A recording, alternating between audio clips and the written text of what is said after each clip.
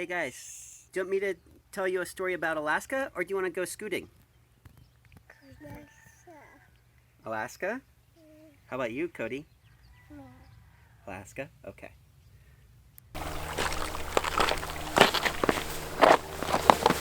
I keep telling anyone who will listen this story about an adventure that I had with my dad in Alaska.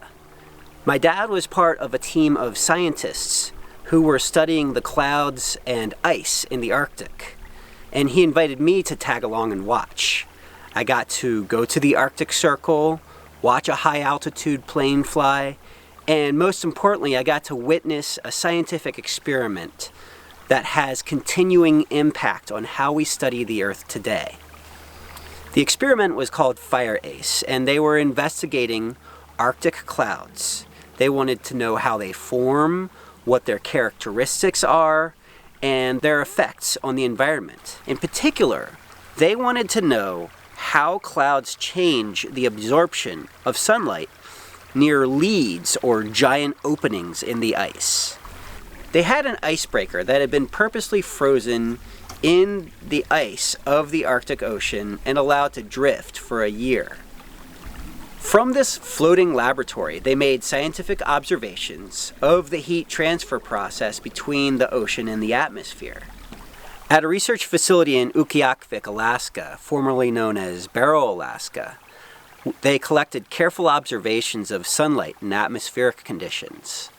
My brief visit to Utqiagvik, which is in the Arctic Circle, was otherworldly. The sun never set while I was there, and I could see the sea ice of the Arctic Ocean from shore. The airplane operations of the experiment were based out of Fairbanks, Alaska, about 500 miles south of Utqiagvik. A large C-130 airplane and smaller Convair 580, seen here with my dad, were used as flying laboratories. They flew multiple flights through the Arctic clouds to measure their chemistry and structure. And then there was the ER-2. The ER-2 is the scientific version of the famous U-2 spy plane.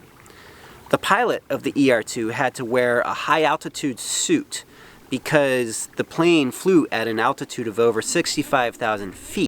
They used the ER-2 as a stand-in for a satellite to test a simulator for a satellite sensor called MODIS. The scientists needed to find a set of electromagnetic wavelengths that MODIS could use to distinguish between clouds and ice when it was viewing the Arctic from above.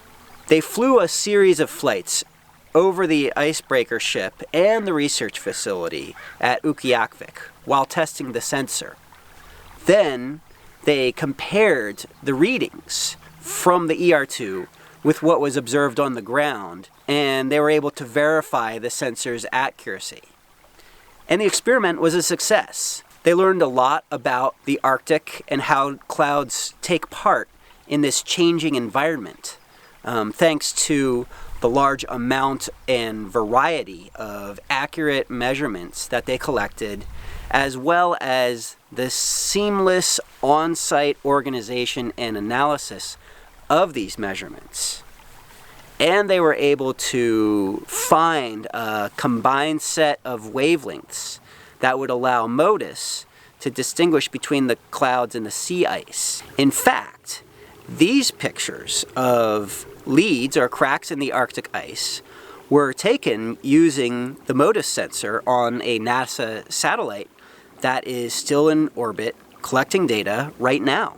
I came home sunburned, mosquito-bitten, and awed by the experience. The Arctic is an amazing place, and this experiment was truly an adventure, and I'm grateful. I'm grateful to you for letting me tell you this story. I'm grateful to my dad for letting me tag along on his experiment, and I'm grateful for my son, who helped me film this video today. Yeah, great story, Dad.